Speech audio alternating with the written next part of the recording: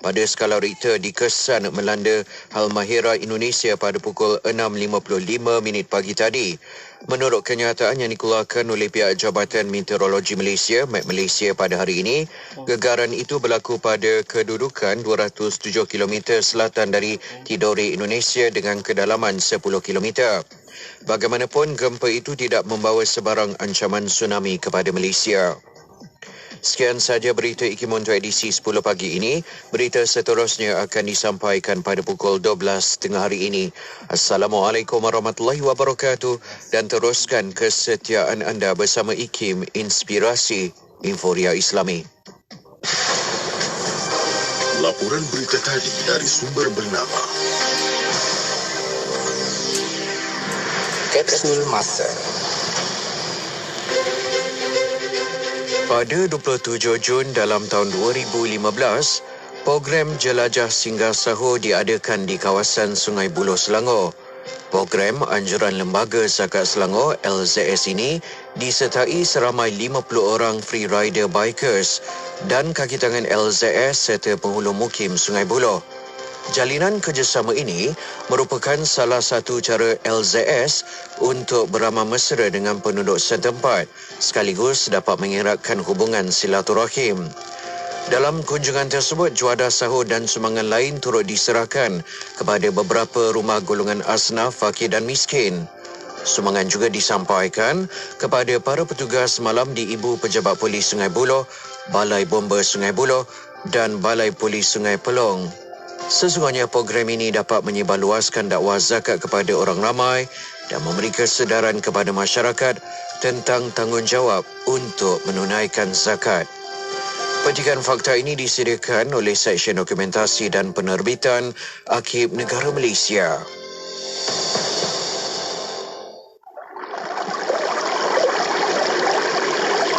Sabda Rasulullah sallallahu alaihi wasallam, seutama-utama zikir ialah La ilaha illallah, dan seutama-utama doa ialah Alhamdulillah. Hadis riwayat Ibnu Majah. La ilaha illallah, la ilaha illallah, la ilaha illallah, Muhammadur Rasulullah. La ilaha illallah, la ilaha illallah, la ilaha illallah, Muhammadur Rasulullah. La ilaha illallah, la ilaha illallah, la ilaha illallah, Muhammadur Rasulullah. La ilaha illallah, la ilaha illallah, la ilaha illallah, Muhammadur Rasulullah. La ilaha illallah, la ilaha illallah, la ilaha illallah, Muhammadur Rasulullah. La ilaha illallah, la ilaha illallah, la ilaha illallah, Muhammadur Rasulullah. La ilaha illallah, la ilaha illallah, la ilaha illallah, Muhammadur Rasulullah. La ilaha illallah, la ilaha illallah, la ilaha illallah, Muhammadur Rasulullah.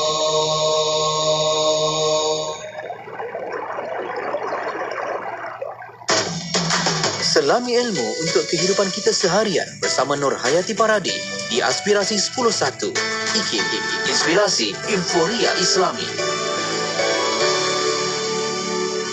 Assalamualaikum warahmatullahi wabarakatuh. Dimulakan dengan lafaz suci Bismillahirrahmanirrahim. Selawat dan salam buat Rasul junjungan Nabi Muhammad sallallahu alaihi wasallam. Selamat pagi, salam aspirasi juga salam duha untuk semua sahabat mendengar Radio Institut Kefahaman Islam Malaysia. Alhamdulillah, waktu ini sudah pukul 10.07 pagi. Waktunya untuk saya Nurhayati Paradi temankan anda menerusi perkongsian aspirasi 10.1 edisi Khamis hari ini 2 Jun 2022 bersamaan dengan 2 Zulkaidah 1443 Hijrah. Moga-moga Allah sentiasa melindungi, merahmati sahabat pendengar Radio IKIM yang sentiasa kekal bersama kami, setia dengarkan Radio Institut Kefahaman Islam Malaysia, Radio IKIM. Alhamdulillah. Dan untuk anda akan mendengar telefon bersama-sama 4 jam menerusi rancangan Warna Pagi bersama dengan Sufian dan juga Luqman. Terima kasih pada mereka berdua kerana celoteh mereka mengisi ruang pagi anda, insya-Allah. Moga-moga ada manfaat dan kebaikan, insya-Allah. Baiklah, untuk bersama dengan Yati, hari Khamis kita bersama untuk jadual rancangan kita, tak lain tak bukan menerusi tahsin ibadah. Kejap lagi kita akan bersama dengan sahabat-sahabat secara langsung kami akan bawakan kepada anda, insya-Allah, untuk sama-sama kita belajar menyambung pengajian Matan Zubat, insya-Allah, untuk bab himpunan perbahasan perihal haji dan juga umrah. Kita akan sambung untuk bab yang ke-518 bersama dengan tak lain tak bukan Ustaz Ahmad Lufi Muharram untuk bersama dengan sahabat-sahabat. Jadi jom ikuti perkongsian pengajian kita sebentar saja lagi di FB IKIM FM, di YouTube channel IKIM dan juga secara langsung di kesemua platform Radio Institut Kefahaman Islam Malaysia. Sebelum nak bersama dalam pengajian Matan Zubat, jom kita dengarkan terlebih dahulu lagu gabungan suara baru dan juga lama. Kita ada Fine featuring Munif Hijaz dengan Khadijah, Cinta dari Syurga. Tentunya hanya di IKIM, Inspirasi Inforia Islami, bertemankan saya Nurhayati Paradi.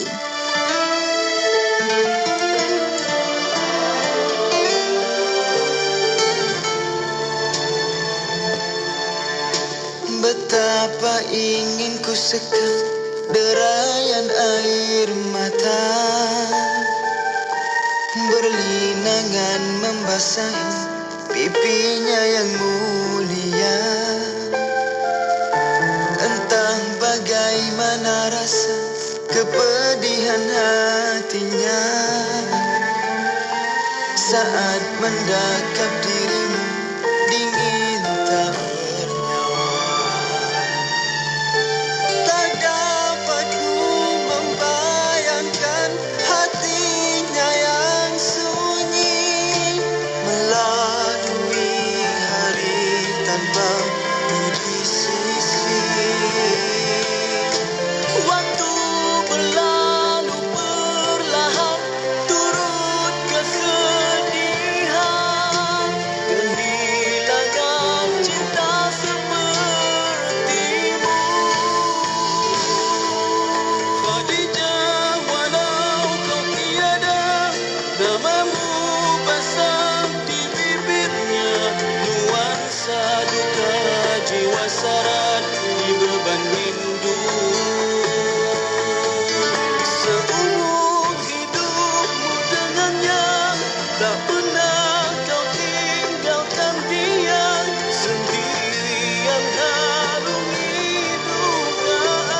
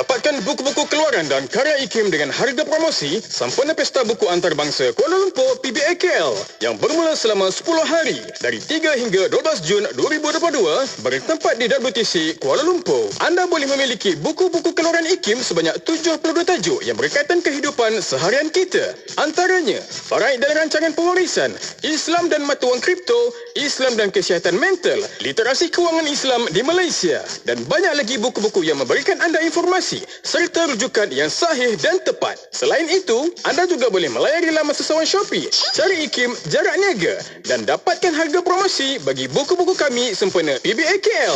Jangan lupa, nantikan buku-buku IKIM di Pesta Buku Antarabangsa Kuala Lumpur PBAKL bermula dari 3 hingga 12 Jun 2022 bertempat di WTC Kuala Lumpur.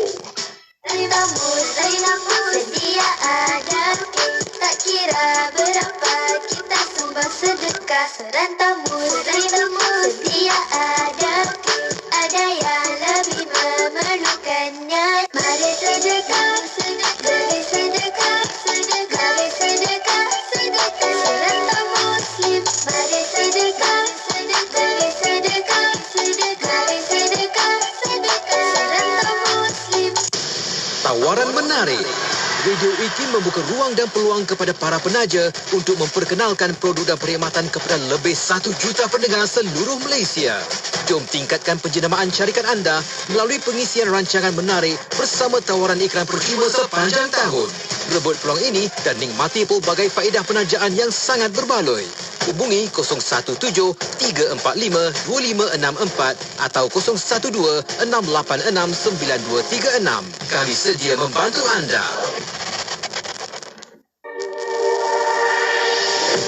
Sajian rancangan terbaik dengan pelbagai pengisian maklumat ilmiah yang bermanfaat seperti Pesona di Zahra, Resolusi, Elvin Bertanya, Tahsinul Ibadah, Tarbiyah, Tadabbur dan Lensa.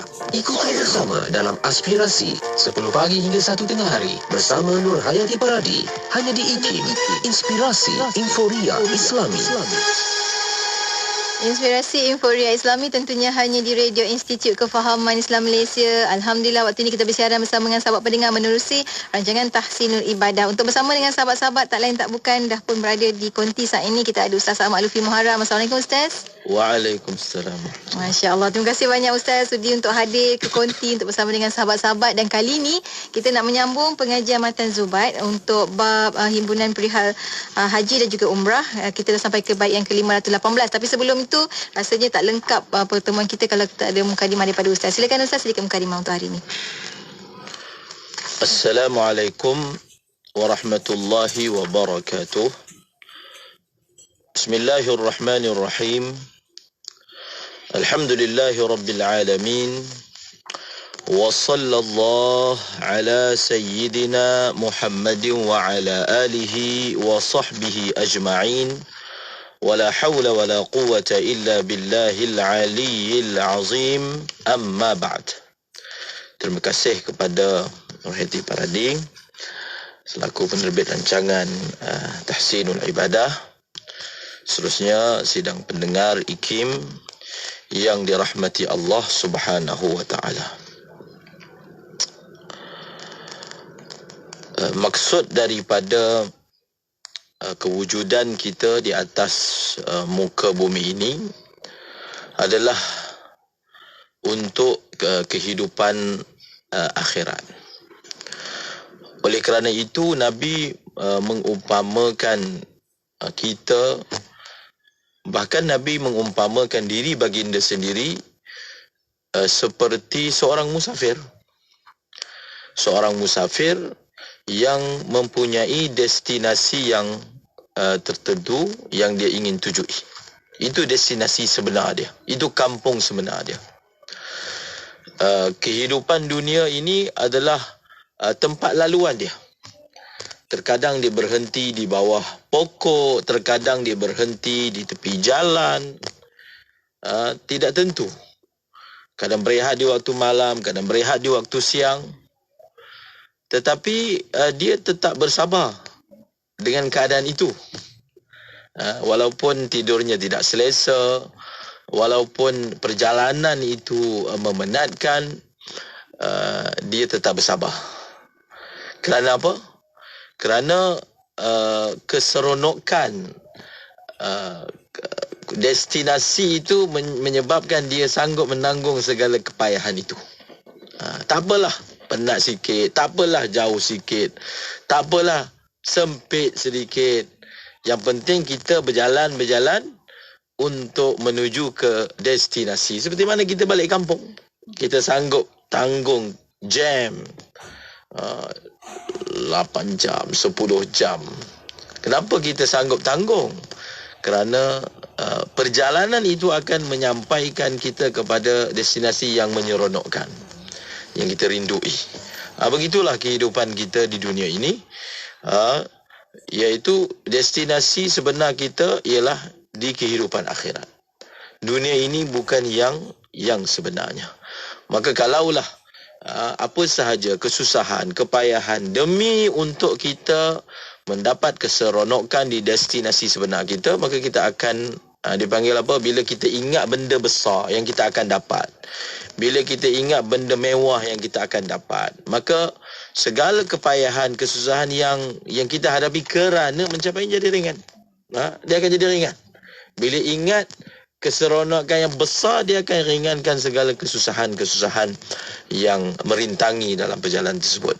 Maka sebab itu adalah tidak bijak kalau musafir itu dia berhenti R&R. R&R sekarang ni ada yang begitu mewah. Mungkin tandas R&R tu lagi besar dari tandas kampung dia. Suraunya dengan kedai makannya selesa lah. Maka dia ambil keputusan, saya begitu selesa dengan R&R ni, tempat makan dekat, surau pun dekat, tandas mewah, ada aircon lagi tandasnya. Maka dia ambil keputusan untuk tidak meneruskan perjalanan, kita tinggal je lah ke R&R. Adakah orang itu bijak kan? Tidak. Kerana itu bukan maksud dia, itu bukan tempat dia pun. Akhiratlah tempat dia. Jadi semoga Allah Ta'ala memberi kepada kita kefahaman perumpamaan yang Nabi berikan, dan kefahaman itu yang membentuk kehidupan kita, niat kita, perbuatan kita, perilaku kita, sehingga kita sampai ke destinasi kita yang sebenar. InsyaAllah. Amin. Amin ya Rabbal Alamin. Terima kasih banyak Ustaz. Peringatan yang sangat-sangat baik dan berguna untuk kita pada waktu ini sebenarnya. Alhamdulillah. Dan kita nak mulakan Ustaz untuk pengajian Matan Zubat kita dalam bab himpunan perbahasan perihal haji dan juga umrah. Rakan-rakan boleh semak sama di bait yang ke-518. Silakan Ustaz. Allahumma salli ala Sayyidina Muhammad salatan tuballighuna biha hajja baitikal haram wa ziyarata nabiyyika khairil anam wa ala alihi wa sahbihi wa barik wa sallam. Kata pengarang dalam menjelaskan sunat-sunat dalam haji, sunat-sunat dalam umrah, wa yartadil bayada thumma talbiyah wa an yatufa qadimun wal ad'iyah. Terjemahannya, sunat memakai pakaian berwarna putih, bertalbiyah, bertawaf kudum iaitu tawaf selamat datang, dan memperbanyakkan berdoa. Sebahagian daripada sunat-sunat dalam ihram ini, ketika kita ingin melaksanakan haji ataupun umrah, adalah memakai pakaian berwarna putih. Memakai pakaian berwarna putih. Kewajipan berpakaian itu jelas, tapi perinciannya akan datang. Kita semua maklum apakah kewajipannya. Yang akan diterangkan di sini adalah jenis warna pakaian. Jadi jenis warna pakaian adalah berwarna putih. Berdasarkan sepotong hadis riwayat Imam Abi Daud dan selainnya, ilbasu min thiyabikumul bayadah, pakailah olehmu daripada pakaian kamu warna putih, dan dengan warna putihlah kamu kafankan mayat-mayat kamu. Oleh sebab itu boleh saja orang pakai ihram warna hijau ke, dia pakai ihram warna biru ke, dia pakai ihram warna merah ke, tetapi yang afdal, yang utamanya warnanya adalah warna putih. Alasannya hadis yang saya sebutkan tadi, dan alasannya ia merupakan jenis warna yang dipakai oleh Nabi sallallahu alaihi wasallam. Dan hukum ini umum, baik lelaki, baik perempuan, kedua-duanya disunatkan untuk memakai ihram berwarna putih. Kemudian setelah bicara tentang ihram, bertalbiyah. Sebelum itu, ada lagi perkara yang disunatkan untuk seorang itu lakukan sebelum dia berniat ihram, iaitu setelah dia mandi, setelah dia buang bulu-bulu yang harus dibuang, kemudian setelah itu dia memecat pakaian dia yang dilarang untuk lelaki, dia pakai rida di bahagian atas dan dia pakai izar, kain di bahagian bawah. Apa lagi perkara yang disunatkan? Perkara lagi yang disunatkan adalah memakai wangian. Memakai wangian. Kata ibunda kita Sayyidatina Aisyah radhiyallahu anha, aku memakaikan wangian untuk Nabi sallallahu alaihi wasallam li ihramihi wa li hillihi. Untuk Nabi buat ihram dan untuk Nabi tahallul. Maksudnya apa? Sebelum Nabi ihram, aku pakaikan minyak wangi pada Nabi. Dan ketika Nabi tahallul, selesai tahallul yang pertama, aku pakaikan minyak wangi kepada Nabi SAW, sehingga ada satu riwayat yang Sayyidatina Aisyah berkata, ka'anni anzuru ila wabisit tibi fi mafriqi Rasulullah SAW wa huwa muhrim. Beliau mengatakan masih terbayang lagi kilauan minyak wangi yang ada di antara belahan rambut Nabi sallallahu alaihi wasallam. Maksudnya apa? Ketika pakai minyak wangi, antara tempat yang Nabi sapu di rambut. Sapu muka, kemudian sapu di atas rambut. Jadi minyak kan. Jadi bila dia disapu di tengah rambut, maka dia akan menghasilkan wabis, iaitu kilauannya. Maka Sayyidatina Aisyah mengenang memori tersebut. Beliau kata seolah-olahnya masih lagi aku melihat, maksud terbayang-bayang lagi kilauan minyak wangi di antara di atas belahan rambut Nabi sallallahu alaihi wasallam. Kemudian mengerjakan solat sunat ihram. Dan untuk memakai minyak wangi ini, lelaki pun disunatkan, perempuan pun disunatkan, tapi tak boleh bau kuat, kan? Tapi boleh pakai minyak wangi tapi bau yang tak kuat. Ini sebelum ihram. Sebelum memakai ihram tu sebelum berihram. Bukan sebelum memakai ihram, sebelum berihram. Niat ihram. Adakah disunatkan juga melomorkan melomorkan minyak wangi itu pada pakaian? Pada pakaian. Tidak disunatkan. Sebahagian ulama mengatakan makruh. Sebahagian ulama, ini mazhab Syafi'i, mengatakan harus sahaja, harus. Tidak digalakkan.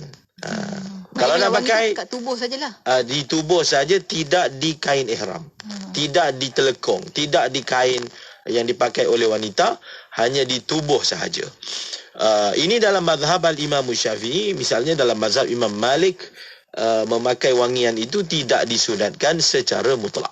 Mengapakah dinyatakan bahawasanya tidak disunatkan, hanya sekadar harus? Sebahagian ulama menghukumnya makruh, sebahagian ulama menghukumnya khilaful aula. Sebab apa? Sebab bila kita pakai minyak wangi itu pada baju, pada pakaian, maka segi bab larangan ihramnya begini. Orang tu dia pakai minyak wangi dekat dia punya kain ihram bahagian atas, rida, kita panggil rida. Adakah selepas dia ihram maka dia kena bayar dam? Tak. Sebab minyak wangi tu dia pakai sebelum dia ihram. Yang masalah tu kalau dia pakai selepas dia ihram. Okey. Tetapi kalau dia buka kain ihram dia, dia buka, contoh dia nak ambil wuduk, dia letak atas para, ataupun dia masuk tandas, dia tanggalkan rida atas dia, kemudian dia pakai balik, jadi tak boleh pula. Sebab apa? Sebab yang tadi itu dibenarkan sebab dia adalah lanjutan daripada pakaian yang bau wangi yang dipakai sebelum ihram. Tapi bila dia buka, dia pakai balik, itu dah dikira dia baru memakai pakaian yang ada wangian. Begitu dia punya perincian hukumnya. Itu kerisauannya, Ustaz. Maka atas sebab itu dia memadai dia pakai di tubuh sahaja. Itu boleh dihukum sebagai sunnah kerana jelas hadis yang disebutkan tadi. Adapun pakaian maka tidak disunatkan. Kemudian setelah itu kita solat sunat ihram. Solat sunat ihram diingatkan tidak boleh dikerjakan selepas asar. Tidak boleh dikerjakan selepas solat subuh. Kita pergi tan'im, kita kerjakan solat subuh kat sana, sebelum subuh dah bertolak pergi tan'im dah, ataupun pergi tan'im sebelum asar, kita sembahyang asar sana. Lepas sembahyang asar kita balik untuk buat umrah, kita ihram di sana.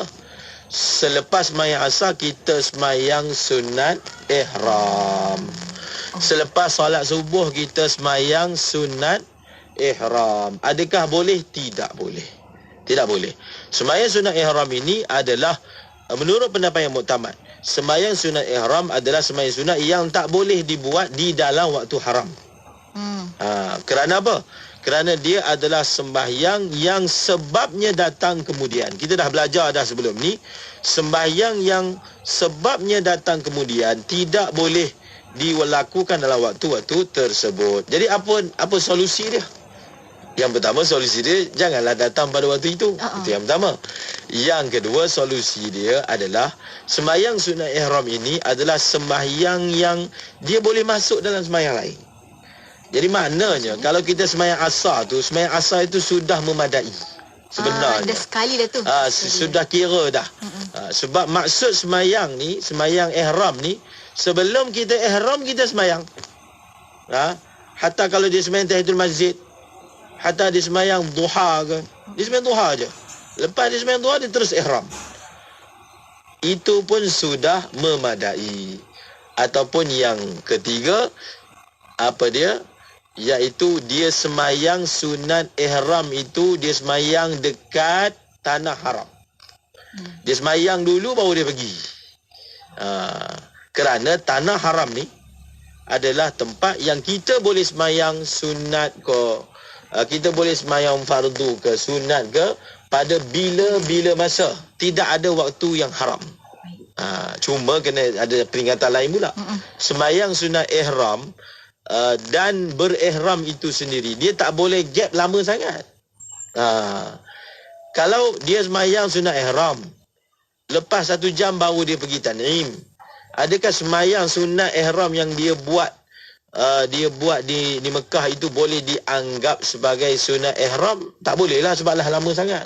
Sembahyang sunat ihram tu maksudnya sebelum dia ihram dia sembahyang. Tapi kalau kalau macam tu dia pergi ihram tengah hari, dia setelah sembahyang subuh tadi, itu pun kira sembahyang sunat ihram. Dia tak boleh jarak yang lama antara sembahyang dan ihram itu untuk solat itu dianggap sebagai solat ihram. Solat ihram ni adalah sembahyang sebelum daripada melaksanakan ihram.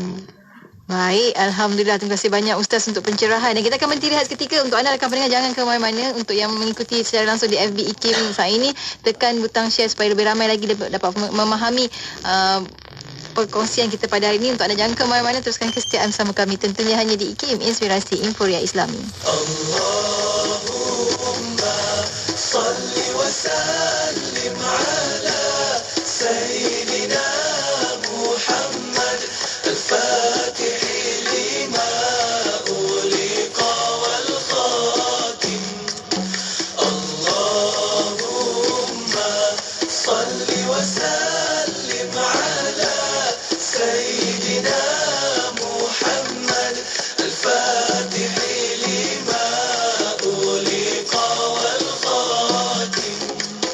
Allahumma salli wa sallim ala Sayyidina Muhammad al-Fatih lima uliqa wal khatim lima sabaq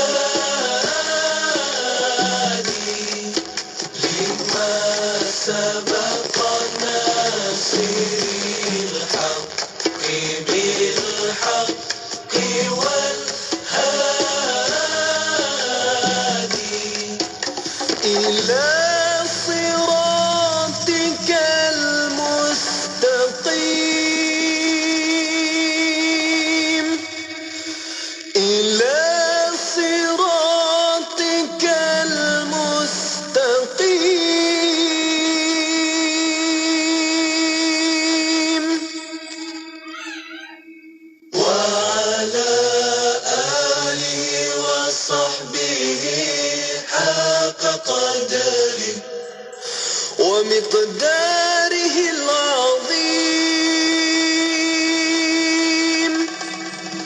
ومقداره العظيم اللهم صل وسلم على سيدنا محمد الفاتح لما أغلق والخاتم اللهم صل وسلم على سيدنا محمد الفاتح لما أغلق والخاتم اللهم صل وسلم على سيدنا محمد الفاتح لما أغلق. Selawat dan salam buat Rasul junjungan Nabi Muhammad sallallahu alaihi wasallam. Alhamdulillah waktu ini kita kembali bersiaran bersama dengan sahabat pendengar menerusi perkongsian tahsinul ibadah untuk pengajian Matan Zubaid dalam bab himpunan perbahasan perihal haji dan juga umrah bersama dengan Ustaz Ahmad Lufi Muharram. Kita sambung lagi Ustaz, tadi kita bicara tentang perkara-perkara sunat ketika melakukan ihram. Ustaz silakan sambungannya. Silakan. Bismillahirrahmanirrahim. Summa talbiyah kata pengarang. Selepas itu bertalbiyah. Bilakah waktu yang afdal untuk kita niat ihram? Kita dah sembayang di Masjid Aisyah ataupun kita sembayang di Masjid Bir Ali. Kemudian kita akan berniat ihram. Nawaitul umrata wa ahramtu biha lillahi ta'ala. Soalannya bila yang afdal? Maka waktu yang afdal untuk kita berniat adalah ketika kita naik kenderaan. Naik kenderaan nak ke Naik kenderaan, kemudian kenderaan tu bergerak. Kalau kita datang jalan kaki, nak balik pula ke Mekah jalan kaki, ketika kita bergerak, berjalan menuju ke Mekah, maka bergerak menuju itu, pada ketika itu kita barulah berniat ihram. Ini dari sudut yang mana lebih afdal. Dalam mazhab al-Imam Syafi'i. Misalnya di sisi Imam Abu Hanifah, yang afdal itu adalah apabila selesai sahaja semayang, dia niat terus. Dan dia talbiyah terus. Kalau kita tengok di masjid sana, kita akan dapati ada di kalangan mu'tamirin yang lepas sahaja dia solat, dia akan takbir. Dia akan bertalbiyah. Labbaik Allahumma labbaik. Maknanya dia berniat ihram selepas sahaja semayang. Ini pun satu pandangan. Adapun dalam mazhab al-Imam Syafi'i, di sisi Imam Syafi'i adalah terlebih afdal apabila naik kenderaan. Bukan naik je, bila kenderaan itu mula bergerak, maka kita niat ihram, sama ada haji kalau kita berada di miqat haji, kalau kita berada di miqat umrah, kita berniat umrah. Itu yang afdal. Pastikan jangan terlewat niat ihram. Sebab kadang dia kata dia nak niat atas kenderaan. Dia duduk atas kenderaan, kemudian kenderaan dah bergerak, tak niat lagi. Bila kenderaan tu bergerak dan meninggalkan tanah halal, terkeluar dah. Pergi masuk tanah haram. Kalau kita niat setelah dia masuk tanah haram, sah. Hukum dia sah. Tapi kena bayar dam. Oh. Kena bayar dam kalau kita tak patah balik. Kalau patah balik tak ada masalah. Kalau patah balik tak kena dam. So perlu ambil perhatian. Biasanya sebab itu bila kita pergi dengan travel, maka ada yang mengingatkan kita. Siapa yang mengingatkan kita? Ustaz lah, mutawif yang bawa kita tu, dia akan memberi perhatian tentang perkara ini. Bertalbiyah ni disunatkan masa kita mula-mula talbiyah, kita membacanya dengan perlahan, kan? Dan talbiyah yang pertama yang kita sebutkan itu, kita bertalbiyah dengan menyebut niat kita. Misalnya labbaika bil umrah, contohnya labbaik Allahumma bil umrah, ataupun labbaik Allahumma bil hajj, ataupun labbaik Allahumma bil haji wal umrah kalau seorang itu mengerjakan haji qiran. Haji qiran dia akan sebut dua-dua sekali, umrah disebut umrah sahaja. Haji itu untuk yang pertama. Kemudian bertalbiyahlah dia dengan suara yang kuat, dengan lafaz yang ma'ruf, labbaik Allahumma labbaik, labbaik la syarika laka labbaik, innal hamda wan ni'mata laka wal mulk la syarika lak. Itu lafaznya. Labbaik Allahumma labbaik, labbaik la syarika laka labbaik, inna, baca dengan inna, innal hamda wan ni'mata laka wal mulk.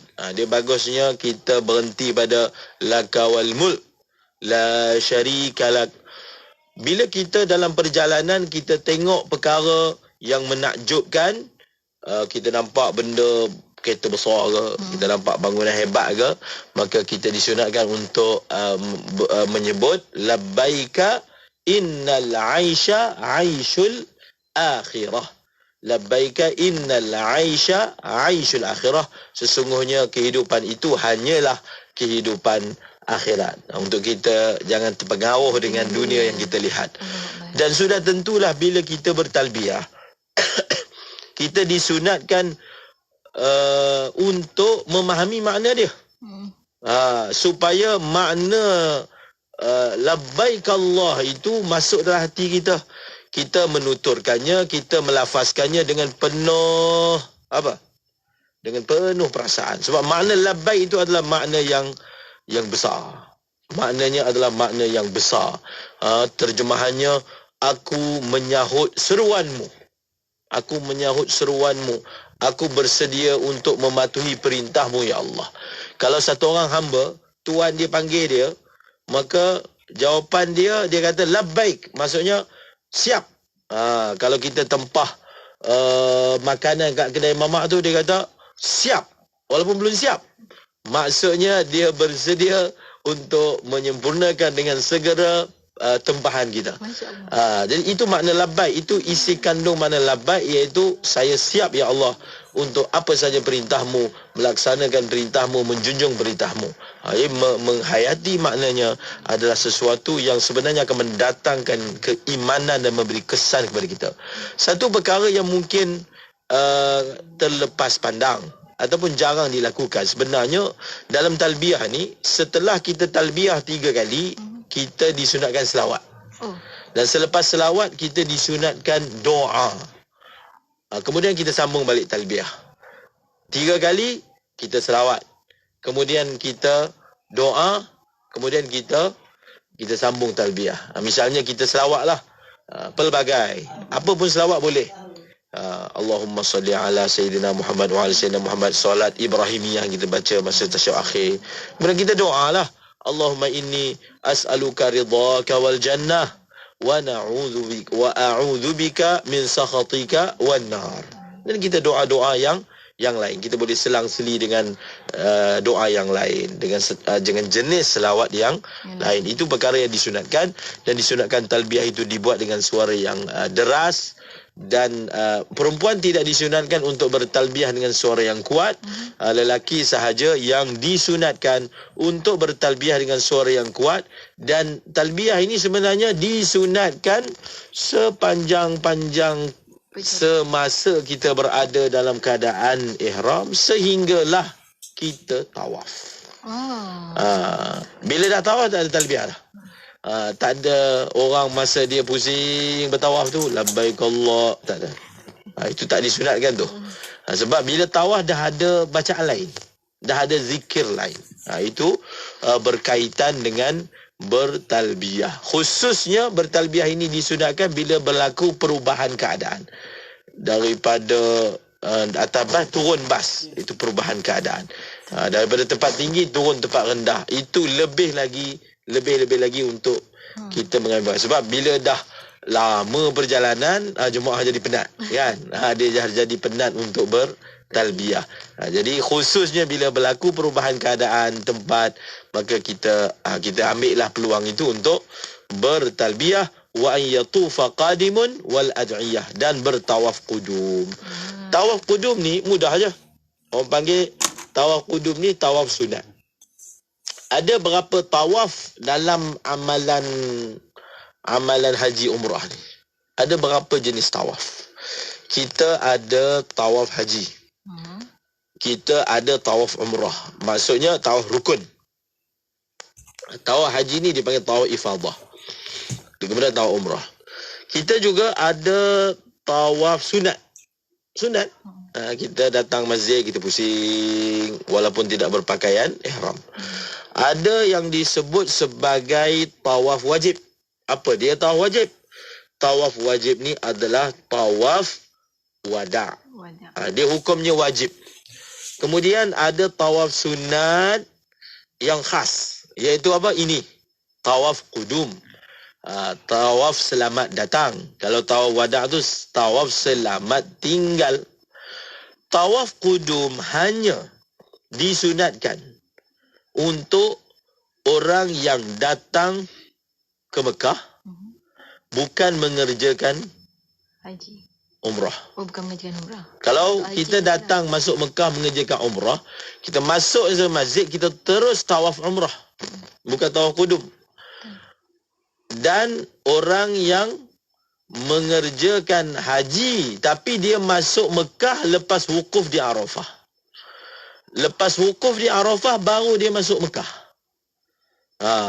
Maka orang ini kalau dia masuk je Mekah lepas itu, dia mengerjakan tawaf qudum. Tak, tawaf haji. Tawaf haji. Tawaf qudum untuk orang yang masuk Mekah ketika mengerjakan haji sebelum pergi daripada berwukuf di Arafah. Itu dia. Dan tawaf qudum ni disunatkanlah baik lelaki baik perempuan. Dan tawaf sunat tadi yang saya sebut tawaf sunat, sebenarnya dalam mazhab al-Imam Syafi'i, sembahyang tahiyatul masjid untuk orang yang masuk Masjidil Haram adalah tawaf. Tahiyah dia itu bukan dalam bentuk sembahyang, tapi tahiyah dia itu dalam bentuk melakukan tawaf. Berat lah. Besar lagi lah. Masuk je masjid, tawaf dulu, baru buat urusan lain. Kalau nak cepat, pergi tawaf dekat mataf, dekat lantai putih. Cuma sekarang ni dibataskan, mereka yang hanya dibenarkan pergi ke lantai putih itu ataupun dipanggil mataf hanyalah orang yang berpakaian ihram. Untuk lelaki lah, perempuan tak ada masalah. Lelaki, kalau kita pakai berjubah macam ni, dia tak bagi masuk. Kena pakai pakaian ihram. Jadi ada orang tanya, boleh ke saya ni tak ada niat pun nak buat umrah, tapi pakai juga rida, pakai juga izar supaya boleh masuk dekat dengan Kaabah. Secara umumnya bolehlah. Kita tak ada cakap apa-apa, mulut kita tak ada bohong apa-apa kan. Kita berpakaian seperti itu. Dan keadaan itu tidaklah menyusahkan orang lain, sebab kawasan itu tidaklah penuh pun. Maka insya-Allah Allah Ta'ala terima niat kita, khususnya bila kita nak melakukan tawaf wada', kan? Tawaf wada'. Jadi ada orang tanya, dalam situasi sekarang ni, adakah tawaf wada' itu boleh ataupun wajib, bukan boleh, wajib. Maka kita kata ya wajib. Jadi kalau nak cepat tawaf wada, pergi tawaf dekat mataf, dapatlah 20 minit. Kalau tak, kalau nak cepat juga, naik tu motor ke atas tingkat 3. Kalau dia tawaf tingkat 1, sejam insya-Allah baru selesai daripada melaksanakan tawaf tersebut. Jadi itu berkaitan dengan tawaf kudum. Yang terakhir kata pengarang wal azkar, maksudnya zikir-zikir. Zikir-zikir ni saya lebih suka menggunakan pendekatan kita hafal. Kalau zikir tu banyak sangat, kita duk bawa buku baca, kadang-kadang dia menghilangkan tumpuan. Dia menghilangkan tumpuan. Kita kurang dapat feel. Sebab akal kita ni terganggu dengan pembacaan. Maka mudah-mudah je orang yang tawaf ni, kalau dia tak ingat, dia baca doa yang paling ringkas yang Nabi selalu ulang ketika tawaf, iaitu Rabbana atina fid dunya hasanah wa fil akhirati hasanah wa qina adzabannar. Itulah paling kurang. Tapi kalau bersama dengan dia mutawif, jadi mutawif baca kemudian dia ikut, itu pun okey.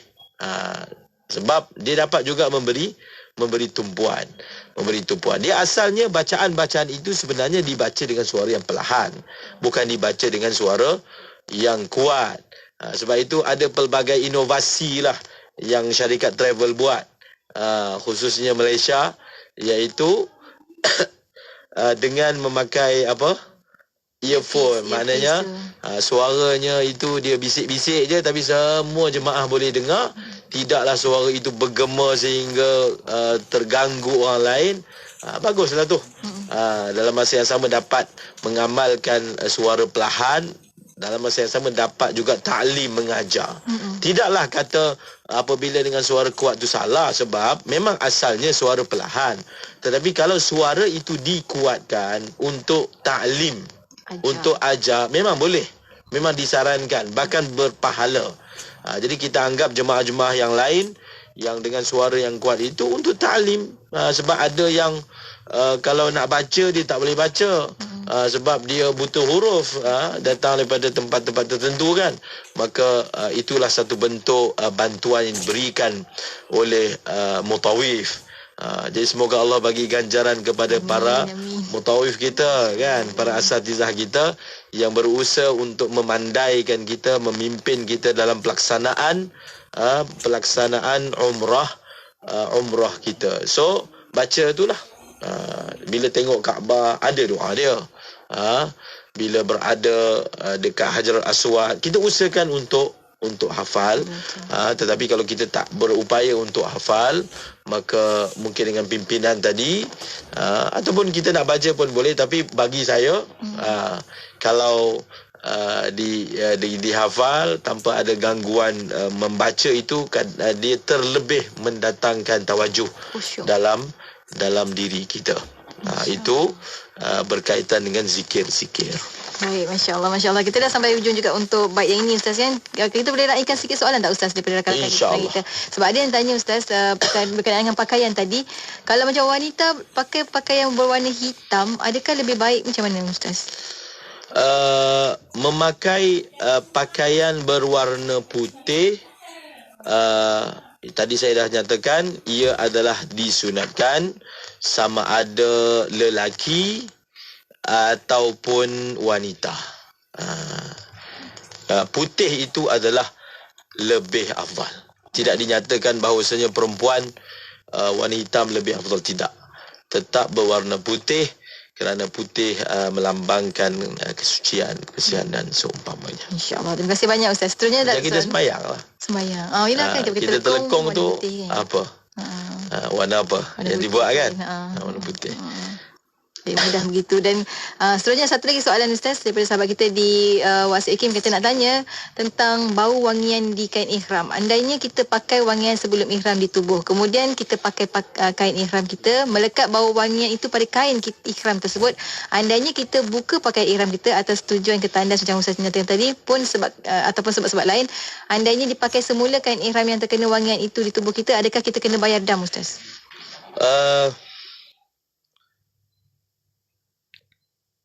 Apabila pakaian kita tu ada wangian, tak kisahlah macam mana wangian itu datang dan berlaku buka dan pakai semula, ya, seorang itu perlu pakai dam. Tetapi dengan catatan, apabila pada pakaian itu ada zat minyak wangi, dia bukan kesan minyak wangi. Sebab bila benda tu wangi, kan, bila tak ada dah minyak wangi ni kat tangan ni, tapi bila pegang tangan kita bau wangi kan, itu dipanggil kesan.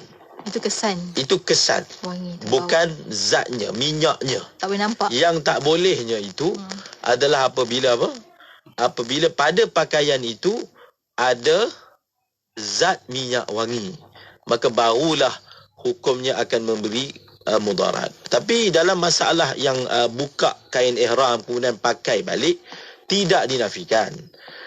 Ada fatwa-fatwa yang diberikan, bahkan kalau tak silap saya oleh tabung haji untuk memudahkan jemaah, iaitu memakai fatwa-fatwa yang lain yang mengatakan kalau sekadar maknanya kita terjatuh, kita pakai balik dengan segera, maka ia tidak memudaratkan. Tapi kalau kita nak pergi mandi, kita tanggalkan kita punya kain ihram, kemudian kita mandi, pakai balik, maka itu memudaratkan. Kalau sebentar dilepaskan kemudian dipakai balik, maka ia tidak memudaratkan. Memang ada pendapat seperti itu. Yang saya sebutkan tadi adalah berdasarkan yang muktamad dalam mazhab Imam Syafi'i, dan sekiranya seorang itu mengamalkan pendapat-pendapat yang lain dan dia tahu tentangnya, maka ia terpulang kepada mereka. Baik, Ustaz, kalau macam tadi kan dia pergi mandi, kemudian lepas mandi tu dia pakai wangian tu dekat tubuh, boleh ke itu, Ustaz? Itu memang tak boleh. Mandi selepas sudah ihram sudah tak boleh. Kan? Tak boleh. Tak boleh. Alhamdulillah. Tak boleh, tak dibenarkan. Baik, Ustaz, kita sampai hujung-hujung, Ustaz, untuk pertemuan kita pada kali ini. Mungkin di hujung ni sedikit pesan-pesan Ustaz lah untuk sahabat-sahabat pendengar kita, silakan. Suka untuk saya mengulang faedah lah daripada ulama untuk memudahkan seorang itu dapat mengerjakan haji, iaitu dengan dia membaca selawat Allahumma salli ala sayyidina Muhammad salatan tuballighuna biha hajja baitikal haram wa ziyarata nabiyyika khairil anam wa ala alihi wa sahbihi wa barik wa sallim. Dan dia baca dan dihayati maknanya, iaitu kita mohon dengan Allah selawat kepada Nabi, dengan selawat yang mana dengan selawat itu kamu ya Allah menyampaikan, engkau ya Allah menyampaikan daku untuk mengerjakan haji di rumahmu yang suci dan dapat menziarahi nabimu sebaik-baik makhluk. Jadi kita sentiasa mengulang selawat itu bila sampai waktunya, bila sampai rezekinya, insya-Allah Allah Subhanahu Wa Taala akan mudahkan kita. Dan ada juga kita dengar daripada para guru kita untuk mudah orang itu sampai ke sana, dia rajinlah hantar orang pergi umrah, dia rajinlah hantar orang pergi haji, insya-Allah. InsyaAllah dia terpanggil Ustaz. InsyaAllah. Terima kasih banyak Ustaz untuk perkongsian ilmu pada hari ini. Sampai kita bertemu lagi minggu hadapan untuk sesi soal jawab bersama dengan Ustaz Ahmad Lutfi Muharram. Bertemu lagi minggu hadapan, insya-Allah Ustaz. Assalamualaikum. Waalaikumsalam. Dan untuk anda rakan pendengar, teruskan kesetiaan bersama kami, tentunya hanya di IKIM Inspirasi Inforia Islami.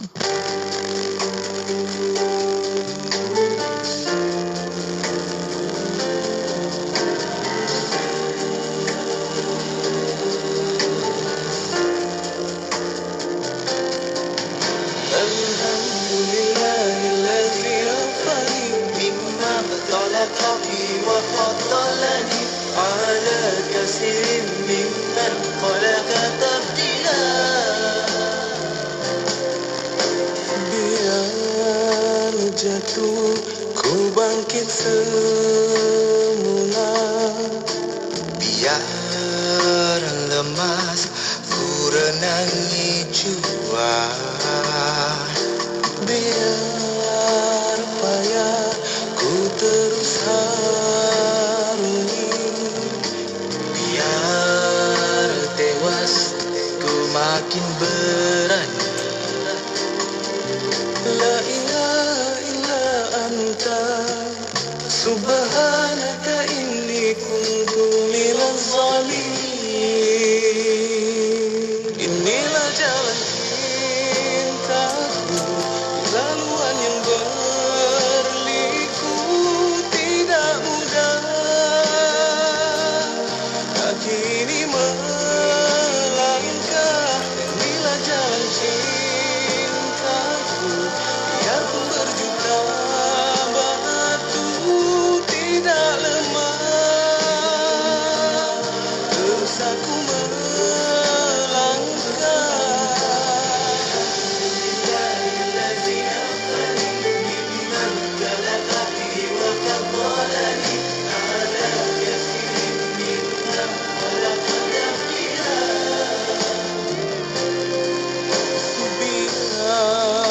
jatuh ku bangkit semula, biar lemas ku renangi jua. La ilaha illa anta subhanaka inni kuntu minaz zalimin.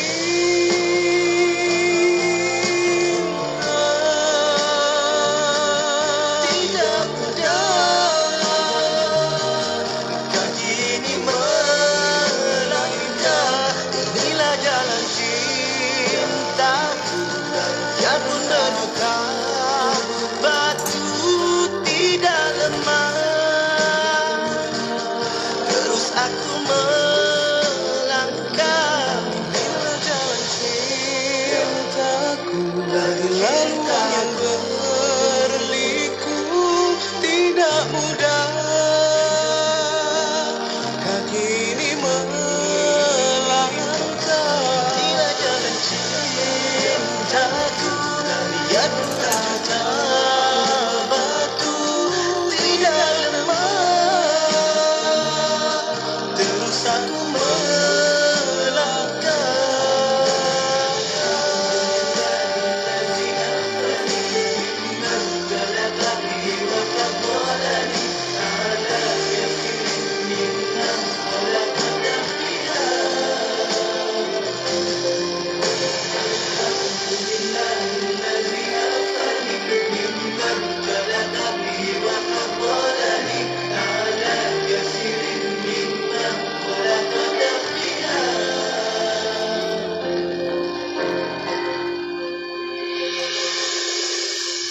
Ayo kita laksanakan cinta demi negara, akan terus memakmurkan jika kau cintakan negara.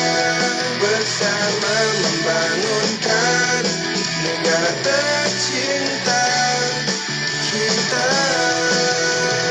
untuk Malaysia. Jom lapor dan isytihar pendapatan sekarang.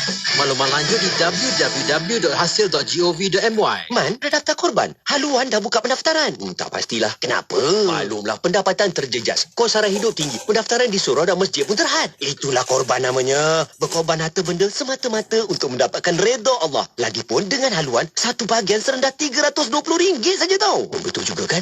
Lagipun setahun sekali aja. Ku daftar sekarang lah. Jom laksanakan ibadah korban bersama haluan. Daftar di korban.haluan.org.my atau hubungi 011-2051-1909. Inspirasi